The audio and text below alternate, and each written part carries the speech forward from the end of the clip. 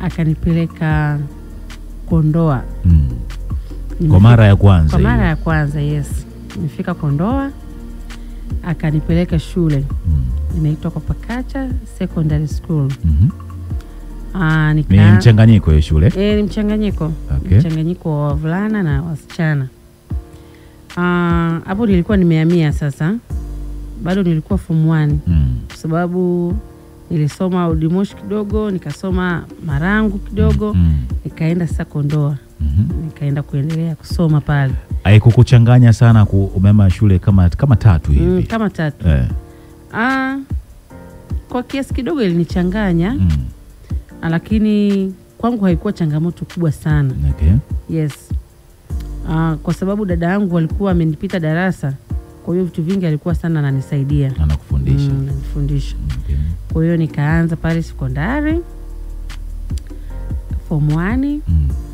Nimesoma, mapokeo mazuri. Matokeo mazuri yuko ngapi? Mapokeo mazuri. Mapokeo. Okay. Wanafunzi ambao nimekuta pale. Tukaanza masomo yetu. Walimu walikuwa wazuri, wanafundisha vizuri. Na kwa sababu nilikuwa nimetokea kaskazini, of course kuna vitu vingi ambavyo nilikuwa ninavijua. Ndio. Na kwa sababu mimi nilikuwa ni mdadisi sana wa masomo, pamphlet ya ndugu zangu, nini zile material nilikuwa nasoma. Kwa hiyo nilikuwa ninafanya vizuri sana darasani. Kiasi kwamba shule nzima ikajua kuna mwanafunzi ameingia form 1, ametokea Moshi na yuko bright.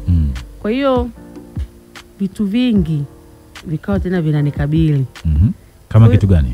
Kama kwenye taaluma, kama kwenye kufundisha wenzangu, au mwalimu anapofundisha pale darasani anakupointi. Au hapo mtu unasemaje? Unaona? Ili unajikuta tena wewe na mwalimu natengeneza ile connection nzuri ya darasani. Kwa hiyo kitu nilikifurahia sana nilipofika sekondari. Na pale shuleni kulikuwa kuna wanafunzi watukutu. Sana. Wa kike, wa kiume na wa kike. Walikuwa wanajiachia. Kwa hiyo mara nyingi wakawa wanaanguka kimasomo.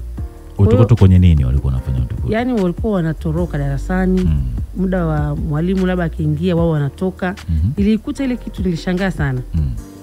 Haukuwahi kukutana nayo? Sikuwahi kukutana nayo mimi kwenye shule za huko kaskazini. Haukuwahi kutoroka kabisa? Mimi sikuwahi kutoroka. Kabisa. Kwa sababu nilikuwa napenda masomo. Kabisa. Unajua ukiwa tayari umeshampoteza mama yako, tumaini pekee ambalo unabaki nalo. Kwa sababu mbaki sasa unaishi na ndugu. Tumaini pekee ambalo linakusaidia kwenye maisha yako ni kupambana kwenye masomo, kwa sababu ukiamini masomo yatakuja kunipeleka sehemu moja, yatanitoa sehemu moja yatanipeleka sehemu nyingine. Kwa hiyo pale shuleni nilikutana na changamoto ya wanafunzi watukutu na kutoroka sana darasani. Nikajiuliza hii ni nini? Kwa hiyo mimi nilikuwa ni mwanafunzi ambaye nimenyooka. Na nimetokea kwenye familia, hiyo familia ya huyo mzee Lumumba ilikuwa inaheshimika sana. Umeona? Kwa hiyo wakanichukulia tena kama mfano. Mnamwona yule mwanafunzi? Yuko smart, anakaa darasani. Tena mwalimu akaniambia usiwe na makundi ya wale wasichana, wale ni watukutu. Kama kina nani ambao unawakumbuka walikuwa watukutu hizo? Rafiki zangu walikuwa watukutu jamani, kiwataja hapa. Wataje tu kama kulikuwa kuna Zubeda Choka. Ndio kiongozi. Kulikuwa kuna marehemu rafiki yangu alishafariki jamani, alikuwa anaitwa Amina. Hata tukampa jina la Amina Skeleton, alikuwa mwembamba. Kulikuwa kuna Ana Emily. Umeona? Of course walipenda sana urafiki wangu mimi na wao, lakini mimi nilikuwa kama na wakwepa kidogo kwa sababu niliona tabia yao na mimi haziendani. Sasa urafiki ulikuwa unakwendaje kama ulikuwa na wakwepa wenzako? Yaani kwa sababu tunajua kwamba karibu na mimi walikuwa wanaupenda sana. Kwa sababu niko charming, ya story, tunacheka, tuna have fun wakati wa have fun. Lakini wakati wa masomo nilikuwa napenda kuwa kwenye masomo. Kwa hiyo sasa wakawa wanapenda ukaribu na mimi. Mwalimu akaniambia nilishakuambia. Mwalimu nani wewe? Alikuwa anaitwa mwalimu tulikuwa tunamuita kwa jina la utani, Maza wa Njano. Kwa nini Maza wa Njano? Alikuwa anapenda kuvaa nguo za njano. Okay. Tulikuwa tunamtaga Maza wa Njano. Hilo jina lilikolea na alilijua mpaka kalizoea. Umeona? Akaniambia nishakwambia wale ni watukutu, kwa hiyo usiwe nao sana. Simama na hao. Sasa wale niliosimama nao wakaanza kusema au sametumwa na kijiji kuja kusoma. Wasomi. Kijiji kimewatuma kuja kusoma. Kwa hiyo sisi kutupa tabu. Wakati wa break tutapiga nao story, lakini wakati wa masomo tunakaa kwenye masomo. Umeona?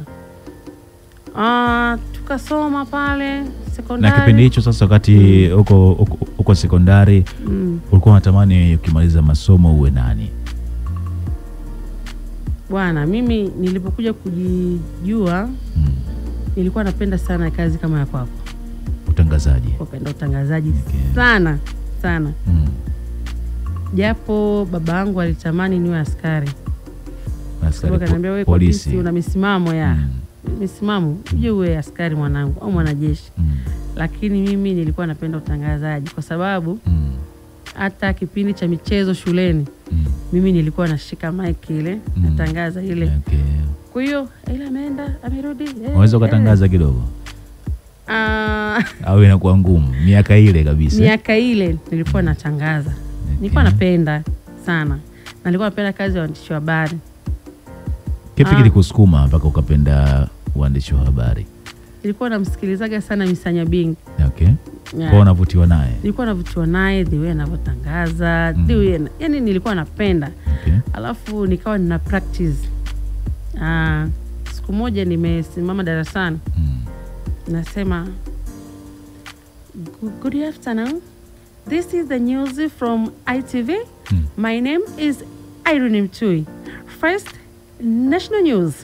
Basi wanafunzi wakafurahi wakapiga makofi. Mwalimu naye alikuwa anapita akasikiliza akasema wewe una passion. Unaweza kuja kuwa mtangazaji mzuri sana. Umeona? Kwa hiyo nikawa na ndoto ya kuwa mtangazaji. Nimefika form 3 naendelea form 2 hivyo form 3 form 4. Biashara ikaja kaingilia kati.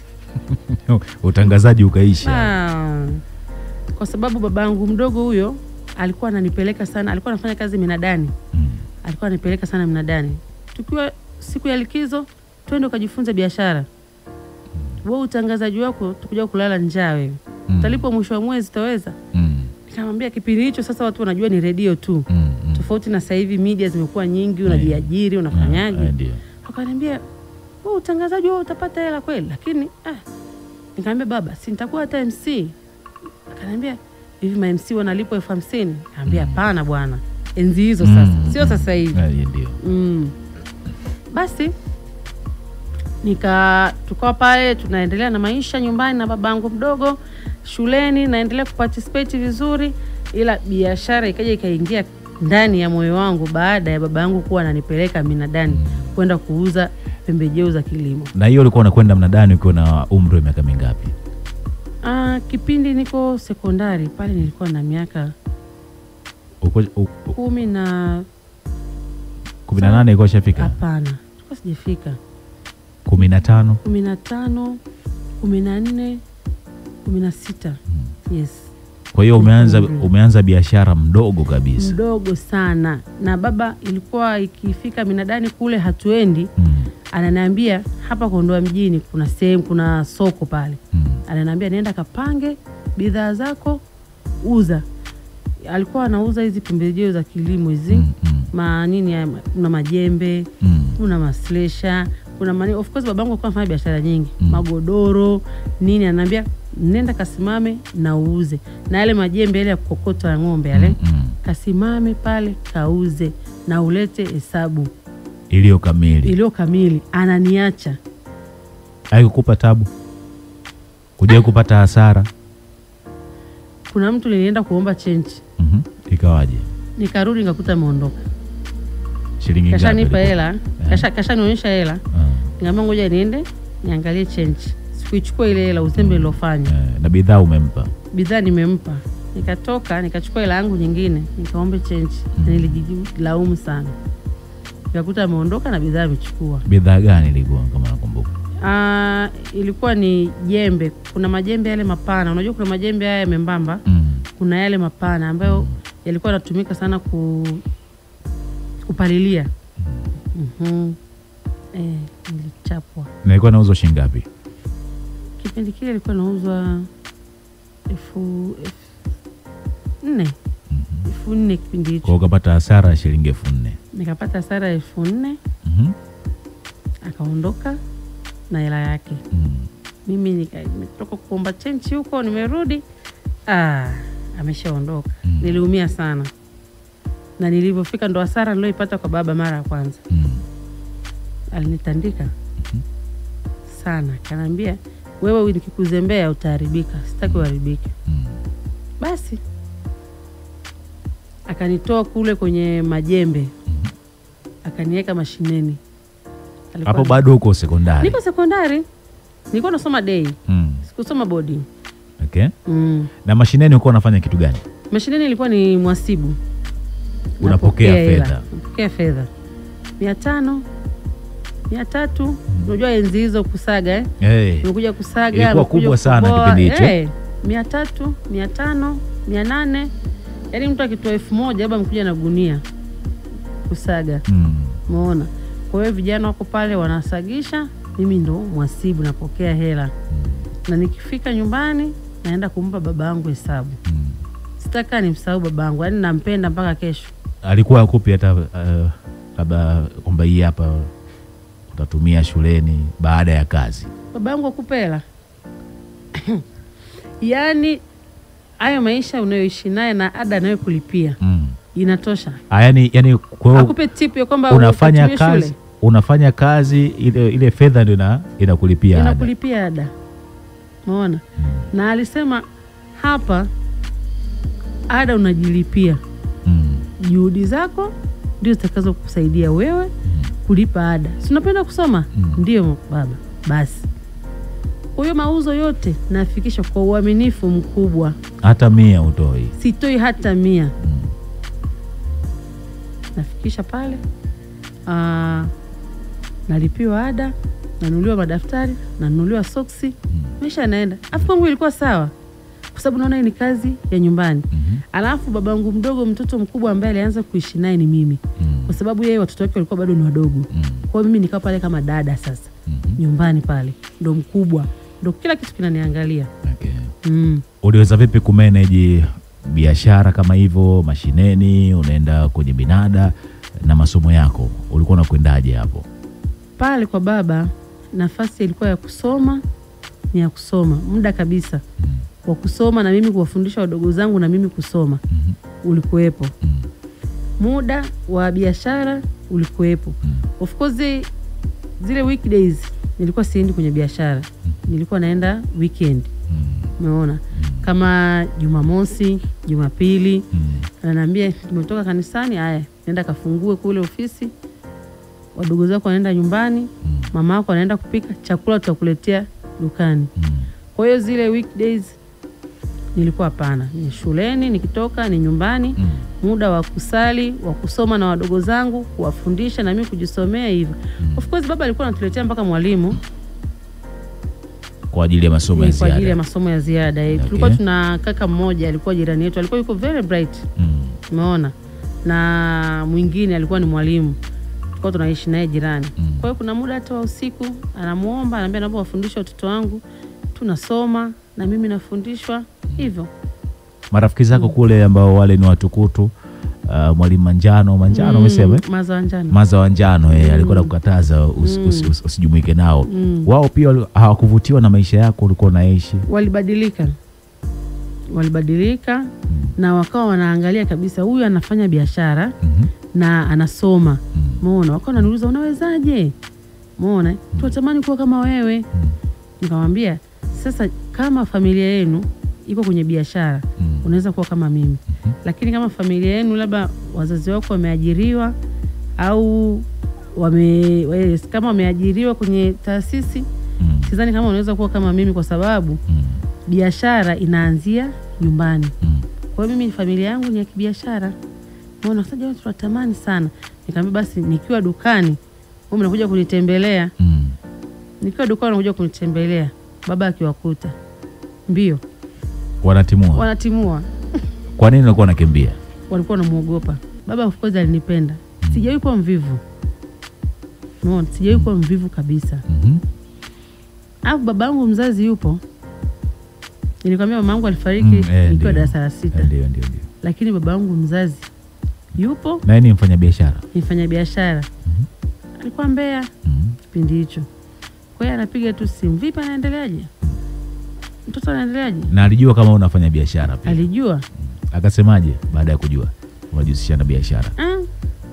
Alidauti, lakini baba mdogo akamwambia huyu mtoto ni wa kwangu. Nimeamua kuishi naye, niachie. Mimi ndo nitamtuni mpaka vile atakapofikia. Na nitatimiza ndoto zake anazozitaka. Labda yeye mwenyewe afeli tu. Okay. Yes, kwa sababu wanakwambia shuleni tunafundishwa elimu ya wanasema nadharia. Lakini mtaani kuna wanasema elimu dunia.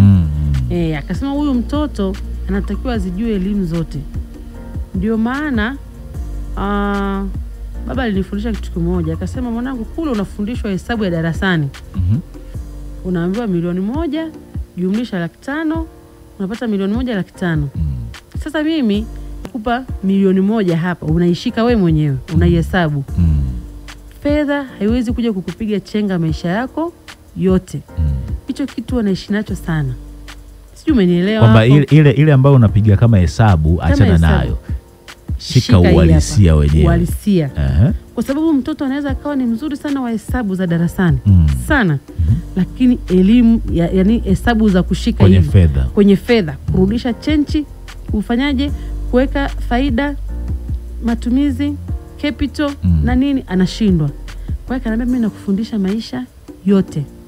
Kwa unaona kwa wale ambao wanasoma masomo ya biashara kwa mfano, ni bora zaidi ukawa unapita kwenye practical. Yes. Kwamba kama ni fedha aishike fedha, kwamba huu ni mtaji, hii ni akiba, na hii ni hasara. Kama inatokea hasara basi ajue kama ni hasara, inakuwa hivyo. Inamsaidia zaidi kwa sababu hata juzi nilikuwa shuleni, tulikuwa tuna visiting day. Watoto wanasoma rappers hapo.